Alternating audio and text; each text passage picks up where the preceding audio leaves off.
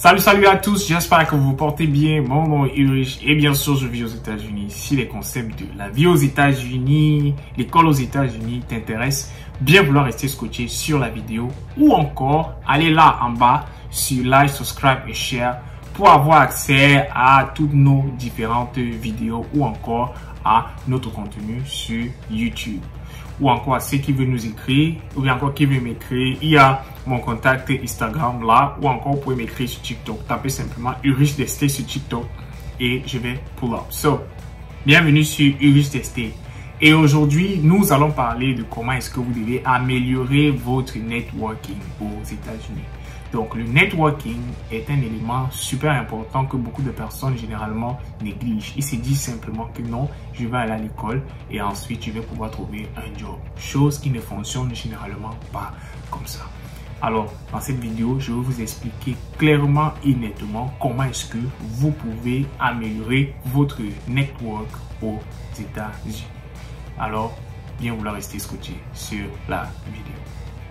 Alors, network, quelqu'un va me dire, mais c'est quoi le network? Il faut prendre le network un peu sur le ton de la grande figure. Network concerne ici les différentes connexions que vous avez quand est-ce que vous êtes dans le monde professionnel. Parce que la vie est divisée en deux dans un sens. Okay? La vie est divisée en deux. Nous avons le monde académique et le monde professionnel. Et généralement, ces deux-là sont collés. Ces deux-là ne peuvent pas, on ne peut pas mettre un sans l'autre. Parce que forcément, si vous voulez par exemple être enseignant à l'université, ça aussi c'est une qualité professionnelle et vous devez build un bon network généralement pour avoir accès à ces différents postes-là. Écoutez, quand vous partez sur des plateformes comme Indeed, LinkedIn, Glassdoor, toute cette plateforme-là qui permet de hire, vous allez voir qu'il y a toujours des positions disponibles, mais les gens vont vous dire qu'il n'y a pas de boulot.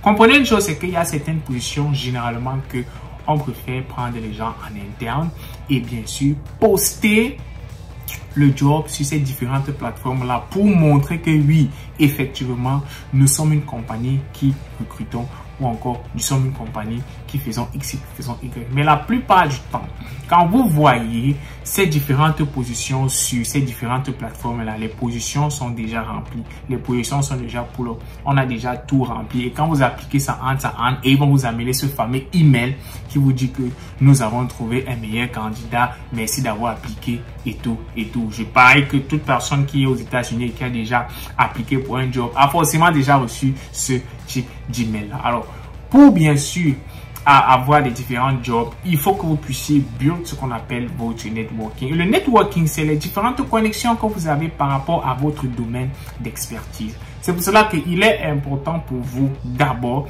de créer un compte professionnel sur la plateforme qu'on appelle LinkedIn.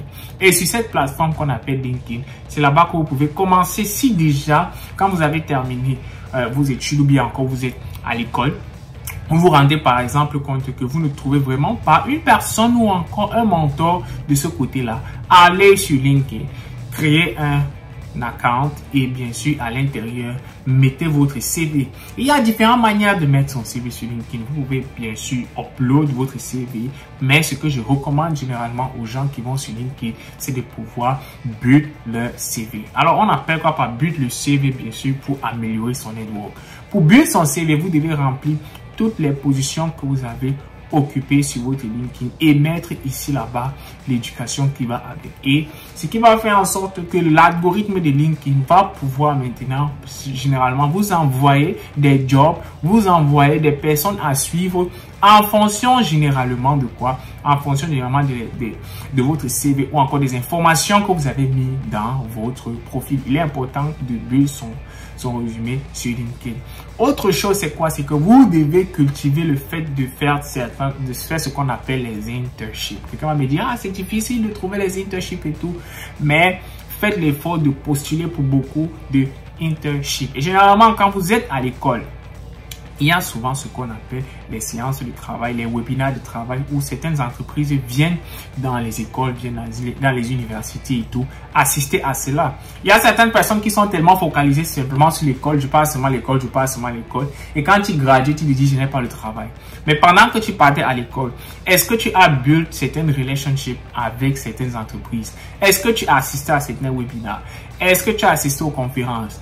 Est-ce que c'est toutes ces questions-là que tu dois te poser? Mais si bien sûr avant, tu n'avais pas eu à voir une de ces vidéos, bien encore quelqu'un ne te l'avait pas dit, tu dois savoir comment est-ce qu'il faut arranger ton network. Et arranger le network passe aussi par ce que nous postons sur Internet. Parfois, il y a certains recruteurs, il y a certaines entreprises qui partent sur votre Facebook, qui partent sur votre Snapchat pour regarder le type de personne que vous êtes. Est-ce que votre personnalité ici va coller avec l'entreprise? Donc, il faut faire attention à ce que, bien sûr, vous postez sur les réseaux sociaux parce que ça peut, bien sûr, affecter votre job employment plus tard.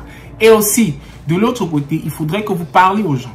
Il faut contacter les gens sur LinkedIn. Par exemple, si vous avez accompli quelque chose ou encore vous avez fait une forme de certification, allez bombarder ça sur LinkedIn. Si vous avez fait n'importe quelle petite certification et vous avez le papier de cette certification-là, ce que je vous recommande, c'est de pouvoir partager cette expérience sur LinkedIn parce qu'on ne sait jamais qui va regarder ce que vous faites sur LinkedIn. On ne sait jamais qui va regarder. LinkedIn, c'est l'une des plateformes qui a le plus grand taux de professionnels et tout. Donc, faites l'effort, bien sûr, de build quelque chose de très intéressant sur LinkedIn. Ensuite, maintenant, je vais parler du network physique, du moins le network avec les personnes qu'on connaît, le network ici dans la communauté. Donc, on a fait une vidéo récemment là où on disait que beaucoup de personnes ou bien beaucoup d'Africains, quand ils arrivent aux États-Unis, disent que ils ne veulent pas, par exemple, travailler avec ou bien ils ne veulent pas fréquenter les autres Africains. Quelqu'un m'a dit, je suis Camerounais, je n'aime pas bosser avec les Camerounais ou bien j'évite les Camerounais et tout. Je dis, il y a souvent certains moments où lors des réunions des Camerounais ou bien encore lors des réunions des Sénégalais, Maliens, Ghanéens et tout, vous pouvez avoir accès à un numéro de téléphone. Parfois, c'est un numéro de téléphone ou une adresse email qui peut totalement changer votre vie. Donc, il est important d'assister à ces différentes réunions-là, assister à ces conférences-là, assister à des discussions intellectuelles et intéressantes parce que grâce peut-être à une intervention que vous pouvez avoir lors d'un congrès, lors d'un rassemblement, ça peut débloquer quelque chose dans votre carrière. Donc, il est important pour vous de savoir que le diplôme ne suffit pas. De nos jours, le diplôme ne suffit pas. Et généralement, je le dis souvent dans toutes mes vidéos, c'est que vous devez associer pour build votre network, pour améliorer votre network, vous devez associer votre diplôme avec une, deux, voire 3 certifications au minimum associées à votre diplôme ou bien encore associées à ce que vous faites pour que vous soyez vraiment employable. Parce que, mes chers amis, le diplôme ne suffit pas. Ajoutez à ça des certifications.